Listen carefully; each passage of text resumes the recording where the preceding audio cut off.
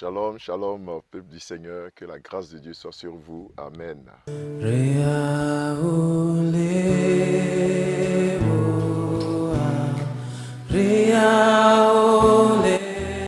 Vous êtes sur la montagne, notre moment quotidien de prière que nous avons tous les matins à partir de 5h30. Et pour ce jour, nous lisons le texte de Matthieu, le chapitre 5, le verset 8, qui dit ceci: Heureux ceux qui ont le cœur pur, car ils verront Dieu.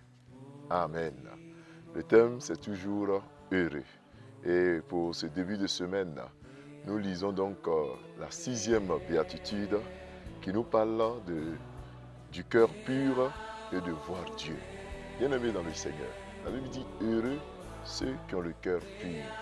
Qu'appelle-t-on cœur pur? Le cœur pur, comme Jésus l'a dit, c'est le cœur qui est dépourvu de toute amertume. C'est le cœur qui aime et c'est le cœur qui marche comme Dieu veut.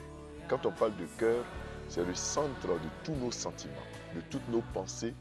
Et Jésus a dit que c'est du cœur que viennent les mauvaises pensées, que viennent les souillures. Ce n'est pas ce qui entre en nous qui nous souille, mais c'est ce qui en ressort. Bien-aimé, est-ce que ta vie, au niveau de tes pensées, de ton comportement, peut glorifier le nom du Seigneur? La Bible dit heureux ceux qui ont le cœur pur. Heureux ceux qui ont le cœur pur, car ils verront Dieu. Veux-tu voir Dieu dans ta vie? Veux-tu voir Dieu face à face dans ta vie? Il faut avoir le cœur pur parce que notre Dieu est un Dieu qui est saint. Notre Dieu est un Dieu qui est pur. La pureté donc, il s'agit ici d'entrer en nous-mêmes et de pratiquer une sorte de catharsis, c'est-à-dire extraire tout ce qui est mauvais, tout ce qui n'est pas bon, tout ce qui est souillure, tout ce qui est saleté, tout ce qui est mal, tout ce qui est malsain, d'en extraire cela de nos cœurs, afin d'en garder que ce qui est saint, ce qui est propre, ce qui est blanc, ce qui est pur. Comment ton cœur est? Le cœur, c'est ce qu'on ne voit pas. Oui, nous pouvons trouver des hommes, des femmes, qui de l'extérieur ont un bon comportement, mais qui de l'intérieur ont un comportement qui n'a rien à voir avec ce qu'ils sont en réalité. Ici, il faut donc voir ce que tu es dans l'intérieur. Qu'est-ce qui se passe en toi? Il ne s'agit pas donc de se comporter comme un tombeau blanchi, de se faire voir de l'extérieur alors qu'à l'intérieur, ça ne va pas. Alors qu'à l'intérieur, nous sommes en porte-à-faux avec ce que Dieu dit. Comment est ton cœur? Comment sont tes pensées? Comment sont tes façons d'agir? Bien-aimé, si tu veux voir Dieu, il faut avoir le cœur pur. Et la Bible dit, ceux qui ont le cœur pur verront Dieu. Voir Dieu, c'est non seulement dans l'espérance de la résurrection et de la vie éternelle, c'est d'abord ça, aller au paradis. Mais voir Dieu, c'est aussi voir le Seigneur agir quotidiennement dans sa vie. Oh, comme Job pouvait dire, mes oreilles ont entendu parler de lui, maintenant mes yeux t'ont vu. Oui, voir Dieu, c'est donc sentir l'action de Dieu dans ta vie. Oh, que en ces débuts de semaine, tu vois Dieu agir dans ta vie, dans tes affaires, pour ton mariage, pour ton entreprise, pour ta marche avec Dieu, que tu le vois agir. Toi qui as déjà entendu parler de Dieu, je prie que tu puisses le voir face à face, qu'il agisse, qu'il te sorte de cette maladie qui t'étreint, qu'il te sorte de cette dette, qu'il te sorte de ce chômage. Dieu t'aime encore. Dieu peut te faire sortir de cette histoire, mon frère. Mais il faut avoir le cœur pur. Ayons le cœur pur. Nous le verrons. Nous le verrons face à face. Sur cette terre, nous le verrons par ses actions.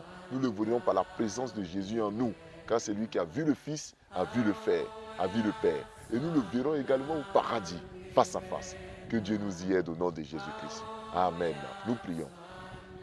Seigneur, nous te rendons grâce. Nous te bénissons pour tous tes bienfaits. C'est toi qui nous as dit, heureux ceux qui ont le cœur pur. Seigneur, comme le roi David a dit, ô Dieu, crée en moi un cœur pur.